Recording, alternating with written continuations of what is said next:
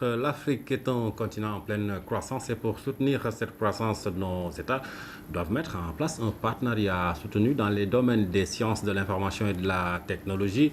Depuis 3 jours, notre capitale abrite le 8e forum international sur le partenariat pour les compétences en sciences appliquées, ingénierie et en technologie. 15 pays de l'Afrique subsaharienne et des pays émergents ont pris part à la rencontre. Khadikan. Construction de talents pour la transformation socio-économique de l'Afrique, compétences en sciences appliquées, ingénierie et technologie pour les secteurs prioritaires, un thème qui a réuni pendant 3 jours à Dakar les pays d'Afrique subsaharienne et les pays émergents. La rencontre avait pour objectif de réfléchir sur les moyens de développer les compétences dans les secteurs prioritaires de l'agriculture, des infrastructures, des mines et des technologies de l'information et de la communication. Le travail remarquable effectué par notre pays dans le secteur de l'éducation a été cité en exemple par les participants au cours des travaux. Monsieur le Président de la République, un des temps forts de ce forum a été la présentation des initiatives du Sénégal en sciences appliquées, ingénierie et technologie.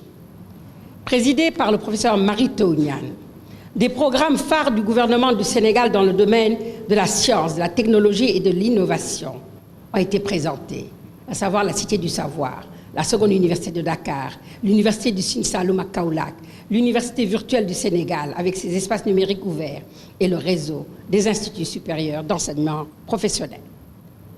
Tous les participants ont salué la vision du Sénégal en matière d'éducation et de formation portée par vous-même, Monsieur le Président de la République, et mise en œuvre grâce au leadership du professeur Mary Teuw Niane. Unanimement, ils ont souhaité voir réaliser ce beau projet de société qu'ils auraient voulu voir s'implanter dans tous les pays d'Afrique subsaharienne. Par ma voix, ils vous demandent de soutenir auprès de vos pairs le PACET et d'être notre champion, notre ambassadeur pour le renforcement des compétences en sciences appliquées, ingénierie et technologie pour les secteurs prioritaires de développement de l'Afrique. Il est donc nécessaire de créer un pôle d'ingénierie, de sciences appliquées et de technologie pour développer les secteurs clés. L'émergence de l'Afrique ne saurait se concevoir sans une maîtrise de ces 3 maîtres mots, moteurs de développement. L'Afrique est un continent en pleine croissance. Notre défi est la soutenabilité de cette croissance. Et c'est pourquoi que cette conférence est très importante. Et c'est avec beaucoup d'optimisme que j'ai pris note de notre consensus autour de la nécessité de concrétiser ce partenariat pour développer des compétences en sciences appliquées, ingénierie et technologie. Je souhaiterais féliciter nos gouvernements qui ont érigé ce sujet au rang de leur priorité, étant donné son rôle dans la transformation socio-économique de l'Afrique.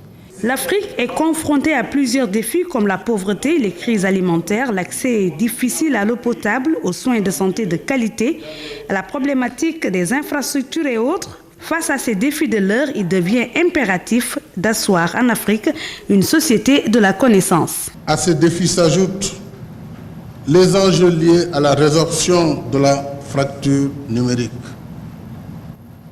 Toutefois, le gap est plus marqué entre ceux qui maîtrisent la connaissance scientifique et technologique et la traduisent en opportunités de développement économique et social, et les autres, hélas. Ce fossé scientifique et technologique est à la base de nombre de difficultés économiques, politiques, environnementales et sociales des pays africains, malgré le potentiel exceptionnel du continent en ressources naturelles et en ressources humaines. Face à ces différents défis, il me semble impératif d'asseoir en Afrique une société de la connaissance. Une société de la connaissance fondée sur de bonnes pratiques de gouvernance démocratique, avec une participation active des citoyens dans la prise de décision. Un système d'éducation et de formation de qualité. La disponibilité sur les marchés du travail d'une main-d'œuvre qualifiée, capable de s'approprier et d'adapter les nouvelles technologies. L'identification des produits et services dans l'innovation avec des avantages comparatifs et compétitive pour nos économies. Des systèmes économiques et financiers robustes et réactifs qui encouragent l'entrepreneuriat et la création d'emplois durables.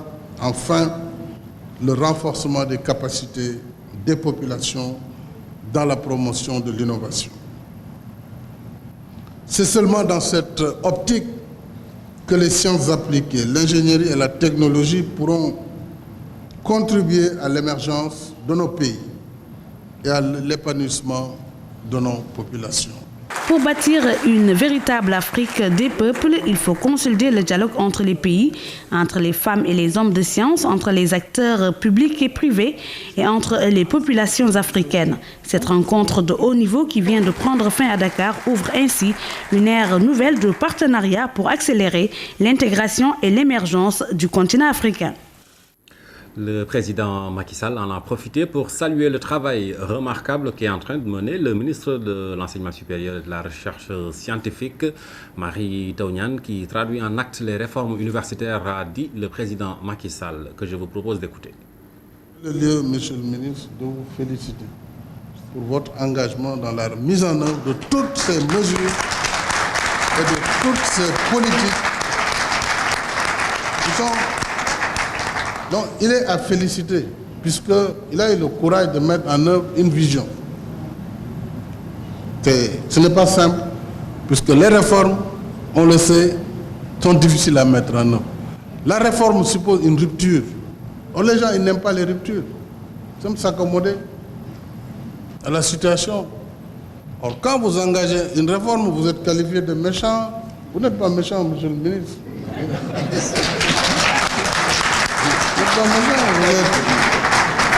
Vous êtes même un bon professeur. Donc, vous avez tout mon soutien pour continuer la mise en œuvre des politiques que j'ai définies. Et c'est pour le bien du Sénégal. Je ne pouvais manquer cette occasion pour le faire, Madame le Premier ministre, puisque, comme vous l'avez partagé avec moi, c'est un ministre qui est souvent au front. C'est ça le rôle d'un ministre. D'être au front, au charbon, la main dans le cambouis, comme on dit, et de prendre les plâtres, c'est comme ça. Voilà. Et il le fait, c'est très bien. Parfois, je suis aussi avec lui pour calmer les jeux, parce qu'il faut calmer les jeux. La commission